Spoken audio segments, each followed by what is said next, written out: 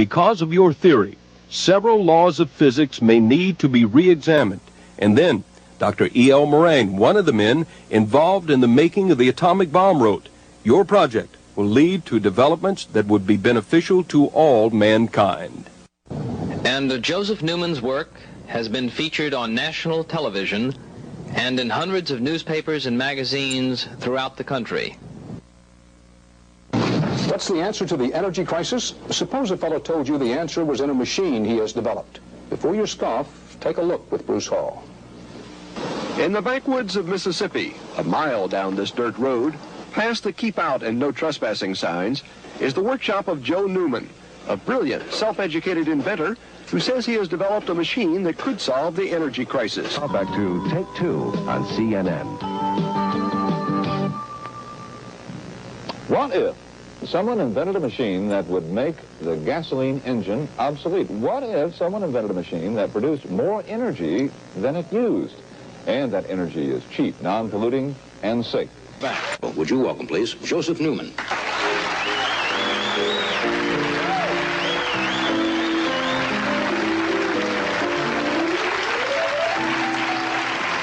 Nice to meet you. I appreciate you having me. But there's a major stumbling block in getting this device to the public. The inventor can't let private industry have the machine until the patent is granted, but obtaining the patent seems to be almost impossible. Examples.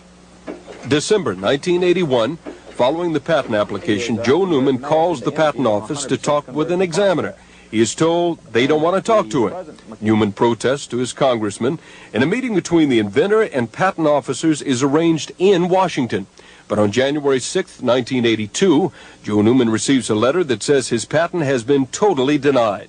A hidden energy device is suspected. But the scheduled meeting on January 27th is held nevertheless, at which time the examiner told Mr. Newman, I don't think I'll ever be able to give you a patent, no matter what evidence you present to me. The reason for that statement? Patent examiners felt that what Joe Newman claimed was impossible. On March 13th, after more protests from the inventor, another meeting was convened. This time, he was told they believed there was no hidden energy device and added that they actually believed the machine worked. But now, they feel his technical description of his invention is inadequate. And then I asked him a second time, in fact. I said, you're saying that you agree that the energy out is greater than the energy in? He said, Mr. Newman, you say that it does. We looked at the facts. We believe you. Mr. Newman then protested to the Patent Office's Board of Appeals. A meeting is set for September 30th, 1982. Incredibly, at that meeting, Joe Newman is told the description of his invention is now adequate, but... Then they went back and started saying, we don't think that the device is now operable. Now, and also at the time of this meeting, they gave me 2 minutes at the very end of the discussion that they allowed me to get up and try to discuss at that time it was 17 years of work in 2 minutes. So in little less than a year, the U.S. Patent Office has told the man who just may have an amazing machine, number one, they didn't want to talk with him. Number two, they will never give him a patent. Number three, the invention has a hidden energy device. Number four, there is no hidden energy device. Your invention works, but your description of the invention is inadequate. And finally, your description is adequate. Your invention does not work. And now 31 people with scientific backgrounds have signed legal documents swearing to the machine's validity. Hello, ladies and gentlemen. Today we have with us Mr. Jed Dole and Jospeph Newman. Jospeph Newman has been engaged in some really interesting experimentation in terms of alternative energy devices, and his machine, Big Eureka, has been getting some really amazing press as of late. Also, his contributions to the science of Tesla's legacy in the relationship between his magnetism and how his device functions is what really we'd like to see more of how this relates to the legacy of Tesla. So we have here again Mr. Jospeph Newman. If you would please enlighten our guest on some of the aspects of your device, for those that are completely unfamiliar. Well, this is something that I've worked on since the 60s. And, you know, I've been on Johnny Carson, written up in Life magazine as David against Goliath, been in every newspaper in the United States back in the 80s. and the U.S. government has fought me tooth and nail. God has kept me a young man. But this technology, and going back to Tesla, he made a very famous quote that most people don't know his quote. It's very important. And this is Tesla's quote: "Whoever could mechanically explain electricity would make the greatest discovery in the history of man." Now that quote is from Nikola Tesla. And the way I got this, so reading a book on Tesla, but all the way back to he was a young man. He wasn't born in the United States. He was in a foreign country. And he ended up coming here because we wanted him to come here. But anyway, he made that quote from his heart. Now he was putting a challenge out. I don't understand it. And whoever did it, now I did this back in the 60s. It's the mechanical laws of a gyroscope. Because if you take a conductor, move it at right angles to a magnetic field, you push the conductor down, the current will go one way. You push it up, the current will go in the opposite way. Now, and this is what is important. If you push the wire down parallel to the lines of force, you get zips. I don't care how fast you move it. Doesn't make any difference. If you keep a parallel position, you get nothing. Now that fact told me, isn't it interesting? That fits exactly the laws of a gyroscope. You take a gyroscope, a toy gyroscope, spin it up, push down on its axis, it'll pivot one way. Push up, it'll pivot the opposite way. Push down parallel to the axis of that gyroscope, and you will not feel it try to move left or right at all. You can just push it straight down or straight up. It shows you the energy in a magnetic field is a gyroscopic particle. It moves at the speed, spins at the speed of light, and goes forward at the speed of light. That's E equals MC squared. Fits it exactly. Now this is what God has given me, and I know how to master this, and I've already got it now. And I have a gentleman who's doing a movie on me right now that he's going to put out, I think, around June. And he's going to put it all over the nation. And the two girls who came up with this movie on the killer whale about a year ago, you know, being mistreated, and they made a couple of $1 million. They were down here 2 months ago with him. And they came up to me, and as women will do, they were putting their hands all over me, you know, at the end of it, congratulating me that, you know, this is so important. But it's obvious that this is going to change the world and make it a reality, and make the age of Aquarius become a reality. You know, that song that came out in the 60s, The Age of Aquarius, y'all heard it before. Yeah. And but Tesla was saying the same thing, that he knew that this was very important. And that's why he put out that challenge to people. Nikola Tesla, he was saying, I can't figure this out, but I know it can be figured out. It's what Tesla was saying. He knew that it could be. Now, Einstein wanted to explain this, but he admitted that he had no mechanical ability at all. In fact, he went to watch a man make a lens for a big telescope, you know, a big lens, and he watched him all day. You know, that's what it says in the book on Einstein, because I made 11th grade reading comprehension when I was in the 2nd grade. The teacher came into the class, and she said, "Oh, class, y'all know what Joe's did." And I was always getting in trouble because I'd get bored in school because I could read so fast. and anyway, she said he's made 11th grade reading comprehension, and I was in the 2nd grade. Now back then we didn't have 11 grades in the South. They didn't have 12th grades. They got 12th grades when I was in about the 8th grade in the South. They only had 11 grades. But anyway, I've used that ability in my reading ability, and read medicine, physics, chemistry, astronomy, geology, everything, all aspects of science I've read, and I put it all together. And that's why I came up with this. And it's ready to put in cars, planes, spacecraft. Well, it's just that my ability of reading so fast and all the material that I read, and I've never read books that doesn't mean anything. You know, other people like to read magazines and stuff that don't have anything to do with nothing. You know, not your part.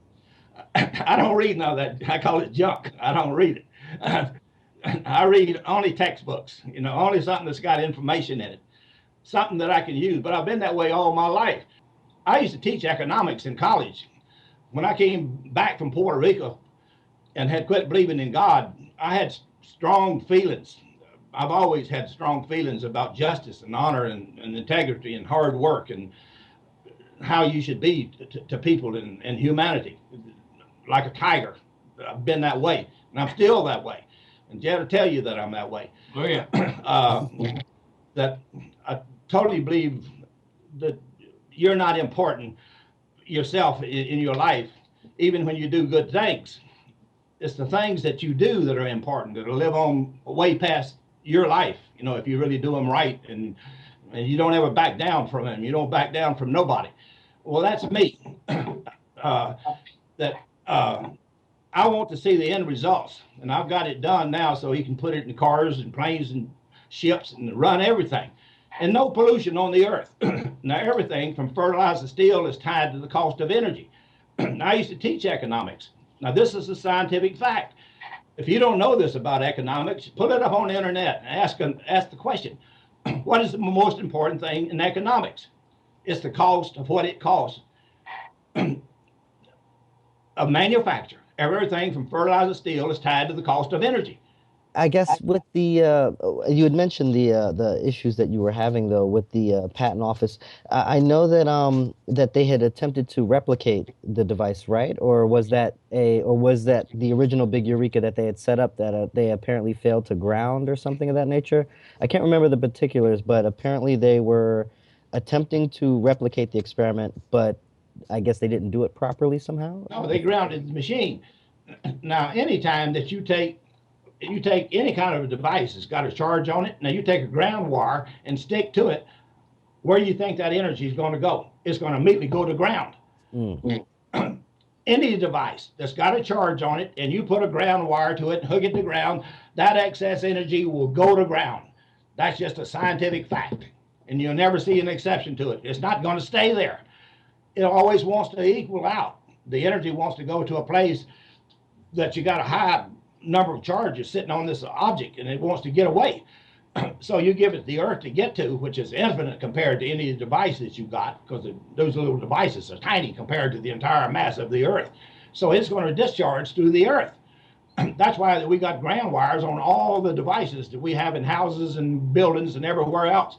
You have a ground wire, and most of the plugs you get now have that third ground, it's got that third ground wire. So if somehow the wire gets shorted out, it'll just go to ground and people won't get electrocuted. That's what it's for. Talk about your back EMF spike. Yeah, now the back EMF of this machine, like when I first produced it, it was producing lightning. I mean, streaks of lightning like this. And people would stand 30 feet away from big Eureka. I about got bit by it. I've seen it. And they were scared to death of it. And I was in Florida where I built it at. And when I got it built, now it was doing this on every half of a cycle, because you're changing the polarity in every direction. Well, you get a collapsing magnetic field. Every time you break that circuit, you get a collapsing magnetic field that produces as much current as you used. Now, most people don't even know this because they haven't mastered the basic teachings on electrical engineering. But it tells you on any conventional motor, when you put energy into a conductor, even if you just take wire and just call it up without a magnet, and you put energy into it, or ever how much you put in it, just like if you put 1 amp into this, it's telling you you can get 1 volt back out from this system. It's showing you that there is a connection, all structured to the atoms of this mass. And that's why I know that the energy out is, and all these scientists knew it, that it's coming from this mass. It's not coming from the energy that you put into it.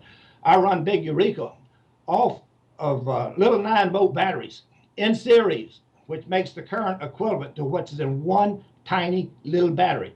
Now, if you cut open a 9-volt battery, you'll see there's 6 tiny little batteries in series to get 9 volts, 1.5 volts apiece. 6 of them gives you 9 volts on a 9-volt battery.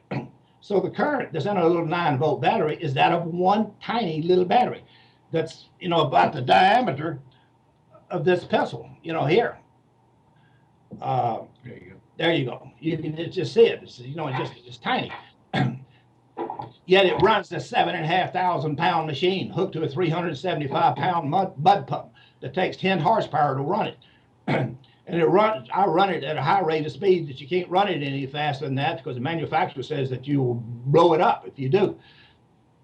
And anyway, it's ready for mass production. It'll run everything and run the earth, and it'll charge batteries at the same time. And that's what John Fox and the two different colleges that came here to see it.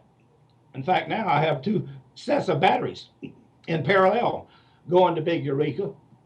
And what I've found is that it'll run off of one set of batteries and charge the other one simultaneously without me doing anything. All I do is put them in parallel, put the positives together and put the negatives together.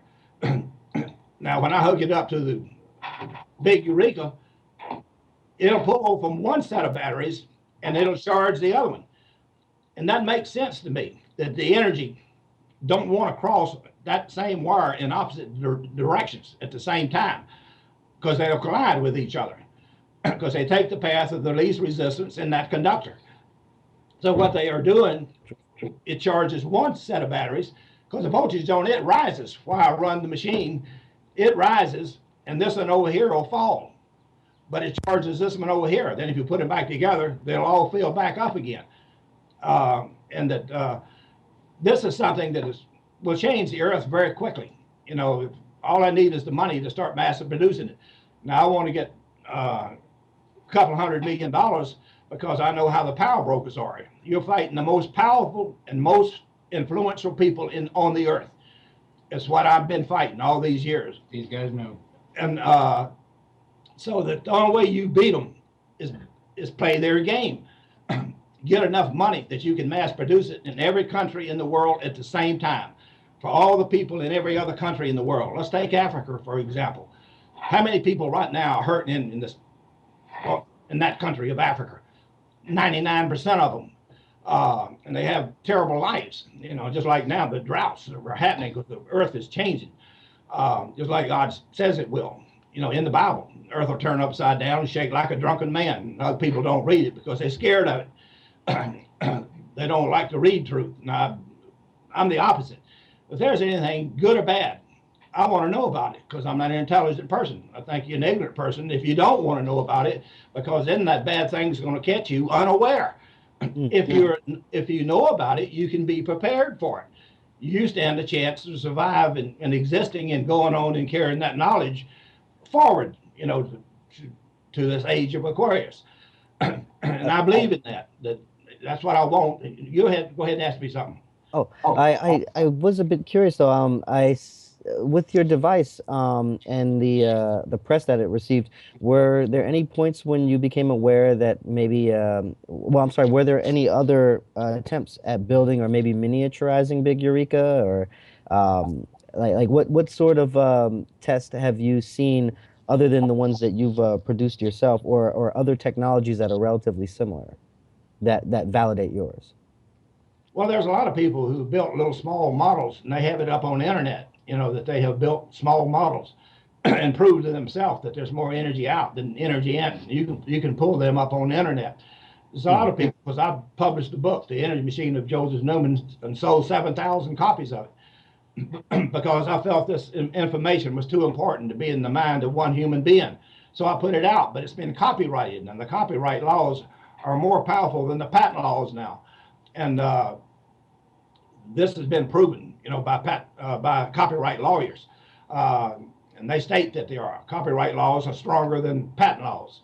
And anybody who thinks that not, they hadn't kept up with the law, because they are. And I've had it copyrighted 7 different times. 7 different times it's been copyrighted. As I added more and more and more information to this book that I put out, 7 different times. And I've sold 7,500 copies of it worldwide. And it's been sold all over the earth. In fact, I think some people are paying as much as $800 for it. You know, that's what I've been told. Up, you know, auctioning it up on the internet. And people pay that kind of money for it. Wonderful. They paying it to who has the book. They're not paying it to me. They're paying it to whoever had the book. I'm not publishing it anymore. because I'm interested in producing the technology. I So want you've it out to the world. You've traveled across the United States from Florida to where you currently are in Texas with it? Have you taken it up to the Northeast at all? No, not Big Eureka, I haven't, but it's all the publicity. It's been, I've been all over the nation, on TV. I was on Johnny Carson show for 16 minutes that I was on his show in 1984, I think that was. And he told me, his people called us and told us that they got the biggest response of anybody who had been on his show at that time. And I was in every newspaper, on the nation. This fight that I was fighting for humanity. Instead of I made standing on a mountain as a young man in Puerto Rico. My whole life has been dedicated to humanity, and all my life, girls were easy for me to meet and date and etc. I mean, very good-looking girls, but I was never interested like other guys want to get married and just settle down. The women would always want to get away from me because they were scared of the power brokers. And so I'm not married now because of that very fact. The last girl I was married was in the year 2000, and I divorced her because I came in one day and she said, I got a call today and they'll give us $2 million if you'll sell it out to them today. I said, I'll tell you what. I said, I'm going to get a divorce from you right now. I went and got it. Wow. And I ain't married no girl since because I know they're all cowards. To answer your question, Samuel, I think we're bringing it up there in July. Oh, okay. Well, we certainly would love to have you at the Energy Independence Celebration. We're essentially inviting inventors from all over the country to bring their devices to the cradle of American liberty, where we will have experts as well as press and other individuals, energy enthusiasts, that will essentially have an opportunity to get an up-close demonstration of various forms of Tesla technology that complement Tesla's legacy for free energy. Well, it's a compliment to Tesla because he was really trying to understand, and he was being honest. And I have great respect for Tesla because most people are not honest like Tesla is honest. When he tells you, I don't understand how to do this. All I'm saying is I've looked and I've tried to solve it. Now, when he says he wants to stimulate all the young minds who would come after him, when he makes the statement, whoever can mechanically explain electricity will make the greatest discovery in humanity. That's a beautiful quote from a very intelligent man because he wants every young person to say, stand on my shoulders, take the information that I did. And just like if he showed you that he had electricity coming off that thing and he's standing in all these sparks and stuff going through him and going to ground and stuff, is that I had great respect for Tesla. He's what I call a very honest man. He wanted to get down to the basics, and I'm sorry that he wasn't alive at the time that I had got this done, because I know he would have come and got behind me. I don't have any doubt of it. He'd said, you answered my question, I want to see it. And that's the compliment to Tesla. You are both inventors for the people. He wanted the people to have the technology. Yes, he did. So does Joseph. Yeah, that's what he's all about. So no, I've gotten on his band. Yeah, I have great respect for Tesla. Excellent. So how do you traditionally travel with Big Eureka? Well, I've got it on a trailer, big trailer, and it has to be pulled by a truck, there and back. But anybody can pull it up on the internet right now and see Big Eureka. There's a lot of sites. There's probably 15, 20 hours work on me up on the internet. But this is ready for mass production in cars, planes, ships, everything that moves. But for it to be a reality, and the power brokers don't get it, and then they want to copyright it to try to do something, and that's what they would do if they could get what I have already done. And then claim it is theirs. And that's what they are good at doing, claiming that we've done this. Now, then what they do, every year, they won't sell it to you. They'll lease it to you. Then every year, they'll have a reason to raise the price of that lease, just like they do now.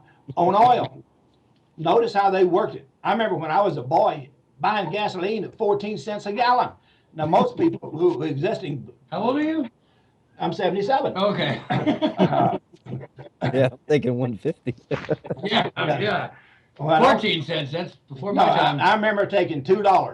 $2. I'm 90 cents old. 90 cents. I remember that. Okay. You can pay yourself by the price of gasoline. Yeah. Let's change that. Yeah. But we do grow up very fast suddenly. You know, we are growing like crazy. Yeah. Oh, yeah.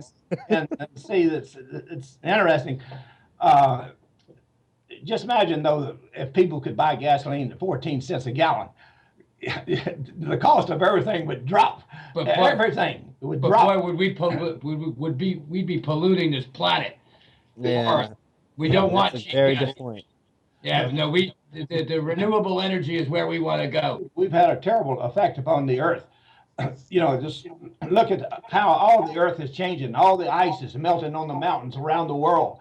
and it's all having a negative effect on the agriculture in those areas, because where they used to have melting ice in the summer that would produce, you know, running creeks and rivers coming down from that mountain and coming down to the lower land, and they'd plant, you know, at that time, and, you know, just be happy and stuff. And now they don't have no snow, or it's tiny compared to what they used to have. The whole basis of the earth is changing, and if the people step forward and help me bring this technology out to all, and that's the way you beat the power brokers. You got to beat them at their game. You got to mass produce this in every country in the world, and make every country in the world. Now just think about the beauty of this. If you made every country in the world energy independent of every other country in the world, so that in that any one country, I don't care how tiny it is, it can produce this technology in their little part of the world, and be independent of everybody else. And once you get this, it will charge a battery while it runs off of that battery. And it's ready to do that now. I've mastered all of this. And I've done things that I haven't even shown people. But when I get the money, I'm going to do it on a mass production basis. Is when I do it. And then we come out with it and put it out. 1 million vehicles, for example, at one time. That's where you beat the power brokers. It's pow! You're just right in their face. You know, just one time, pow! And I'm telling you, this guy's like a lion here. Well, I want to raise $200 million. And I want to take the $200 million because I know the only way to beat these people is to mass produce it in a big volume for a lot of people. Now, Ford did what I'm talking about. Let's go back to Henry Ford when he started off. He said you can have any kind of car you want as long as you want it black. It's, you know, we're going to make one color. And he put it out cheap. Now, they were making cars, but they were charging an arm and a leg for the cars they were making. Well, he made an old Model T and put it out, and then the mass public could buy it, but they couldn't buy it until Ford put it out. He is somebody I respect, and he set up the manufacturing, you know, mass production in a way that's, I respect him for what he did.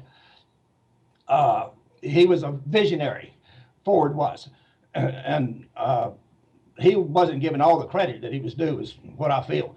But anyway, I know if he existed today, he'd come and get in behind me and put it out, you know, in the Ford in a second. He's that kind of a man. But those people are rare, you know, because they see beyond the dollar. When you're dedicated, it's like this tiger that's inside of you pushing you to do what you're supposed to do.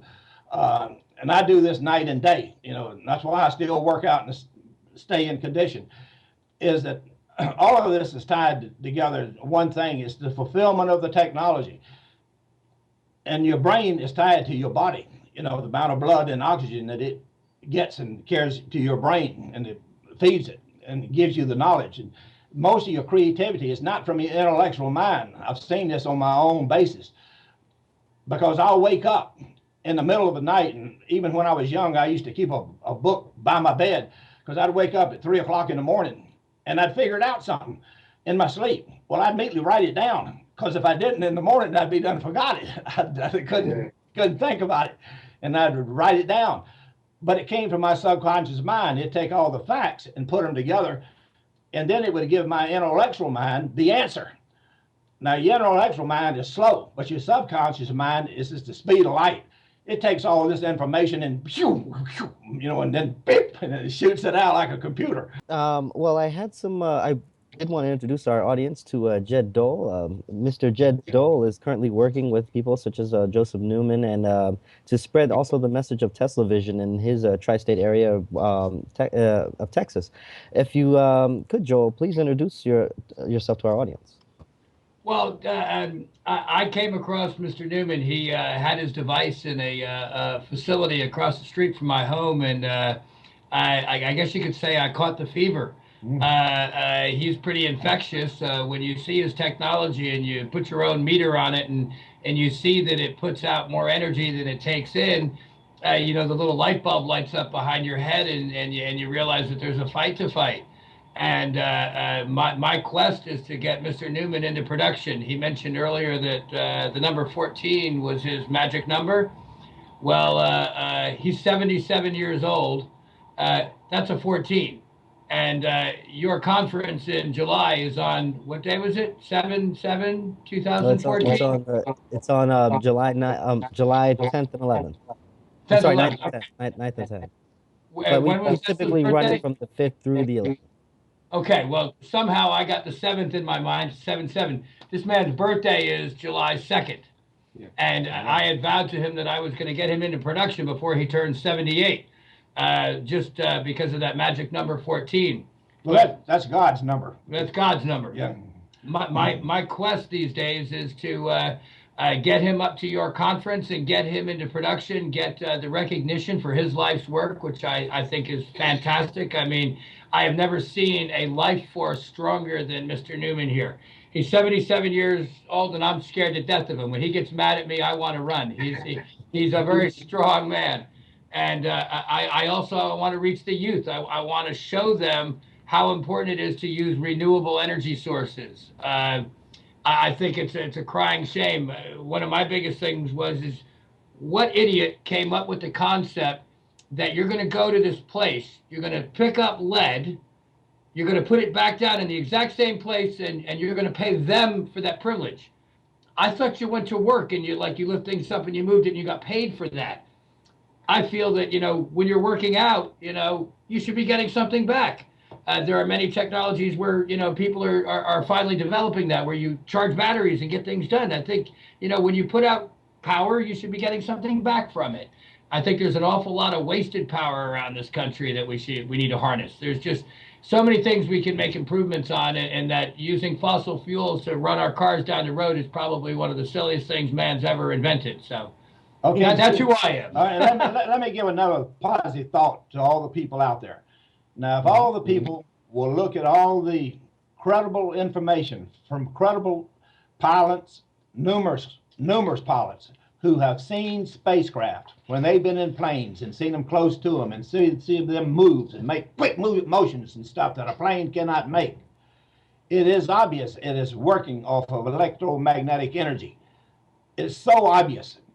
You can't explain it. Now, you can easily explain this by the laws of electromagnetic induction. All you got to do is take two magnets, put, two norths together, the two souths together, and you'll see how quick it'll shoot one away from it.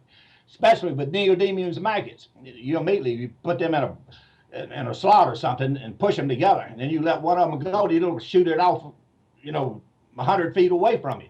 Oh, Joseph, sorry to interrupt, but if you could, for our audience that may not be familiar, what is the relationship between the neodymium magnets and the back EMF? Well, the neodymium magnets are producing, you have all these gyroscopic particles moving in that magnetic field, which multiplies, the whole thing. If y'all can see my fingers, but you get them in that, and you're trying to move something through them. Now, let's say if you take a weak magnetic field, that magnets, back when I first started, magnets were very, very, very weak. There wasn't any neodymium magnets when I first started working on this. But I knew that it could come to be. I just instinctively knew it, that this is not, it's not it. And I used to preach to that this will change the earth long before they came up with neodymium magnets. So when they came up with it, it just pleased me. It didn't surprise me, but it pleased me. That's why I immediately bought them when they came out. I didn't care what they cost. I was going to get them and use them. Wonderful. And I know that this will, you know, if I get this $200 million, just like when I started that barbell company, we ran 24 hours a day, 7 days a week. I didn't shut down. We sold so many weights that I sold out within 2 years and got the money to start working on the energy technology. And that's when I bought all those books, you know, medicine, physics, chemistry, geology, all of it, and mastered it, and then started making advancements on the technology. I sold out the barbell company, you know, in 1964. I've had a very hectic run of good fortune during my life. Things were easy for me that's hard for other people. Business and other things that other people think's hard, me, I found it all a piece of cake. It wasn't hard at all. And I'm just saying that I know how quick, if the money's put up, but I know my enemies. I made it a point to know my enemies because I'm not an intelligent person. If you're going to fight somebody, you better know what their capability is. And the more ferocious they are, you know, just picture getting in a ring with a tiger, you know, and you don't have any weapon. That's the way the power brokers are to the average person. They like a tiger, and the person's like a meek little woman, you know, who never fought anything, and you know, she's at a big disadvantage. And the back EMF from is very, very, very powerful when it is cut by those conductors going across through that magnetic field. That back EMF comes greater. Now the back EMF, and now most people don't realize this, but the back EMF is greater than the input power. Now this is in textbooks that I bought way back in 1965. It tells you that back EMF is greater than the input power. Now how can that be? Unless the energy is coming from the magnet. How can that be? Unless the excess energy is coming from the magnet, because it sure didn't come from the wire. It had to come from the magnet, because that is kinetic energy. All of this energy that's moving in all of these tremendous, phenomenal magnetic field lines that's coming from those neodymium magnets, are just like a tiger's claws, waiting to grab something. and this does this, you get a phenomenal back EMF. That's why it produced lightning. Well, I've captured all that now, and I feed it back into the system, and it charges batteries. Well, I can make little machines and do this. But it's not the little machines that run the world. It's not the little machines that put all the pollution out over the earth. It's the big machines, all the automobiles and all the trucks and all the trains and all the planes and all the ships, and everything we have has become more and more polluted in my lifetime. And in y'all's lifetime, more and more polluted. So every time our children are born, we giving them a life that we didn't have to go through, because it's worse and worse for them little babies that are being born now coming into this stuff. Because the pollution isn't getting better. It's getting worse and worse and worse and worse all over the earth. And that's a terrible thing for after all this fighting that we've done over all these million years that we've existed. And then we come to this. That's a terrible thing that we leave for our young children that are being born. It makes you almost not want to have a child, you know, to come into that stuff. And that's a terrible thing that you're saying for the human race when you say something like that. Well, but if you had the age of Aquarius start happening, then people would be tickled to have children, because you'd want those children to live in the age of Aquarius, because that's a beautiful song, and that's what it would be. No more pollution. You could take, with enough energy, it's a known fact, with enough energy, you can take any compound and break it down to its basic elements and make it pure again. That's a known scientific fact. Well, with this technology, you can do that. It'll produce so much energy. Not only will it run the machine, but it'll do 1,000 other things at the same time, because the energy, as you make it bigger and bigger and bigger, let's make one as big as a building, the biggest building in the world. The bigger I make it, the bigger that backspike will get. And it's an infinite relationship. That's why a big spacecraft that I know exists somewhere out there in space, you know, from intelligent people, it's massive. And they got a whole civilization in it. And I'm sure they look at us as little vultures, you know, just grabbing and eating and everything that comes in sight. And we don't do anything to put back the world better off. Yes, if I could ask you, Joseph, if our audience or anyone wanted to get in touch with you, perhaps support your efforts, what sort of methods are best to reach you, or perhaps donate to your cause? Is there a website up that perhaps you would like to mention, or anything of that nature? Yeah, well, you can. They can call me at 239-671-0527, and this is my whole life, and everything that I believe in is for all people on earth. I don't feel any bigotry, and I just don't understand it. I've tried to understand how people can be that way, and it's totally illogical to me, because I look at history and I know what kind of hatred and how all these wars never solve anything. It makes the hatred worse and worse. And then they teach it to children, and children don't even know why they're doing it, except their parents told them to do it. And the children hadn't thought about it. My parents told me to do it. Well, that's a stupid reason to do it. And I want people to learn the other, that you shouldn't make war on people. True. The age of Aquarius, there won't be no war, and there won't be any hatred, and there won't be any bigotry, and there won't be any biases, and there won't be any prejudice, and little children would have a reason to grow up with happiness in their heart, you know, and goodness in their heart. And when they meet people, they'd be really glad to meet them and share with them. That's a world that I would want my children in. That's a world that y'all would want your children in. Well, we certainly appreciate your contribution to the energy sciences to help bring this to fruition, and we certainly hope to see you out in the July's Energy Independence celebration of Tesla Days this July 9th through 10th in Philadelphia at Independence National Historic Park. Mr. Newman, I want to thank you on behalf of all of TeslaTalk.TV and TeslaVision for your time on our show today. My co-host Zoran, I don't believe that, did you have any other questions just yet, or did you want to go ahead? No, I just want to say, Joseph, God bless you, and keep going and keep rocking. Okay, I will. And I appreciate both of y'all coming on and sharing with us. And it's through people like y'all that this technology will get out. And see, y'all can have an effect on other caring people. That's the point. And that's the point. That's just, you know, like a jewel. And it multiplies that effect. And it's a jewel to humanity that grows and grows and grows and grows. And that's what I would love to see. It was a vow I made standing on a mountain in Puerto Rico as a young man. And I've been devoted to that. And y'all can play a big part in it. So I congratulate y'all for even to make the effort that you've made. Thank you, gentlemen. Thank you so much. Y'all have a great day. Thank you. Okay. Thank you.